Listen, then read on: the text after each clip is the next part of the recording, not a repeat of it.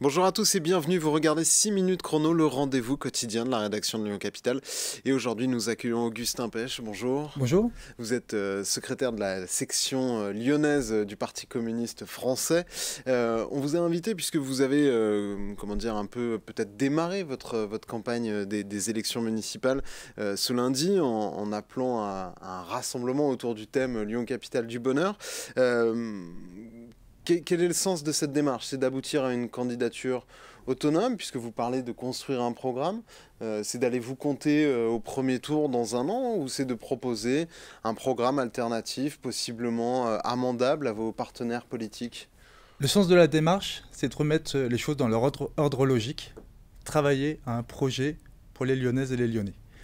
On est abattu par les coups de massue que nous impose le gouvernement et le patronat, les hausses des factures, stagnation des salaires. Et il nous semble important, pour Lyon, de reposer l'enjeu de la priorité, le projet politique, pour que les Lyonnais vivent mieux. Mais les compétences municipales ne vont pas permettre de répondre finalement aux reproches que vous faites au gouvernement de François Bayrou. La ville de Lyon ne va pas pouvoir augmenter les salaires des salariés qui vivent à Lyon ou qui travaillent à Lyon. Mais par exemple, la ville de Lyon a été en capacité de proposer un congé menstruel pour les femmes, pour leur période de règles, quand elles sont douloureuses.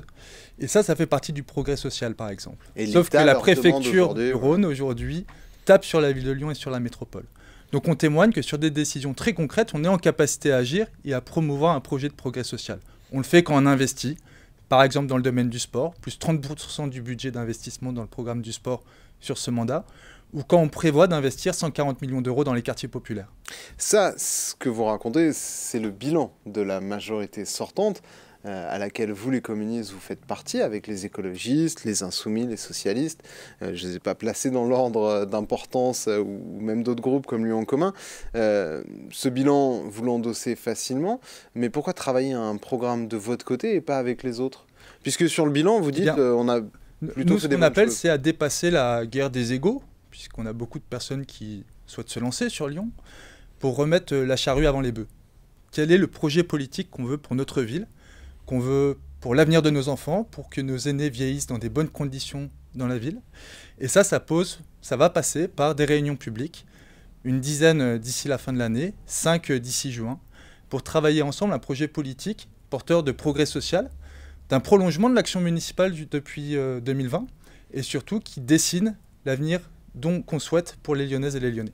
Quelles inflexions vous voudriez apporter à ce qui a pu être fait depuis 5 ans? On a souvent entendu les partenaires de gauche des écologistes dire quand même ils sont un peu faibles sur la question sociale, autant peut-être sur la question de la végétalisation, des mobilités, on sent qu'il y a un intérêt très fort chez eux, mais le curseur social est peut-être pas assez à gauche. C'est aussi ce que vous pensez? On pense surtout qu'il faut dessiner un chemin. Et ça passe par exemple sur la question des politiques du temps libre, dessiner comment demain à Lyon on vivra les congés payés. Comment on fait en sorte que pour nos enfants, dont la moitié ne partent pas en vacances, eh bien la ville de Lyon puisse proposer des programmes pour vivre ses vacances à Lyon ou à l'extérieur, avec la question des colonies de vacances, pourquoi pas. Mais ça passe aussi par des politiques innovantes dans le domaine de la santé. On sait qu'on a des grandes difficultés pour accéder à des médecins généralistes, encore plus pour des spécialistes, et on pense que la ville de Lyon a un rôle à jouer là-dedans. Donc il ne s'agit pas tant de questionner ce qui a été fait depuis 2020, que de dessiner un chemin pour que l'humain soit au cœur de notre projet.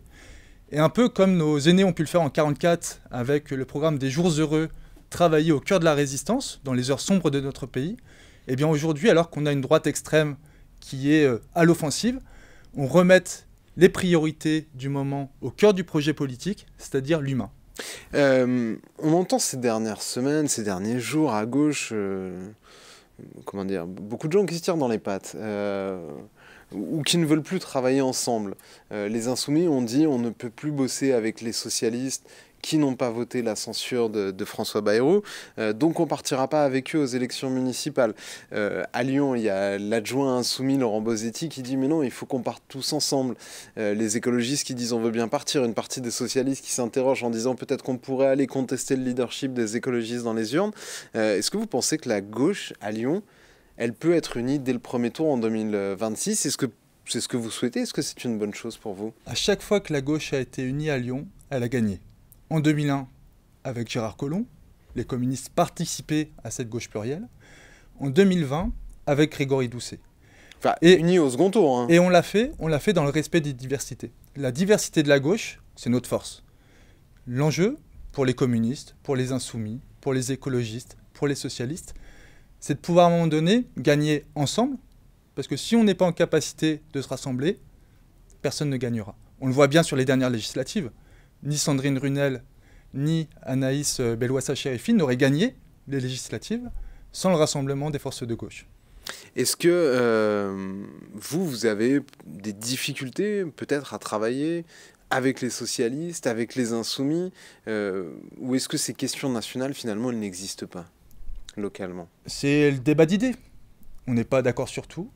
Il faut qu'on pose les enjeux des orientations politiques. Où est-ce qu'on veut amener la ville de Lyon entre 2026 et 2032? Et c'est comme ça qu'on arrivera à se retrouver. C'est pour ça qu'on prend le parti de poser la question du programme politique avant toute chose. L'enjeu, c'est pas de savoir qui. L'enjeu, c'est de savoir pourquoi on se bat, comment on veut transformer la vie des Lyonnais, pour que le quotidien il soit, en 2032, plus facile, finalement, que ce qu'il a été en 2026. Merci beaucoup, Augustin Pech, d'avoir répondu à notre invitation et à nos questions. Moi, je vous donne rendez-vous très bientôt pour une nouvelle édition de 6 minutes chrono. Au revoir.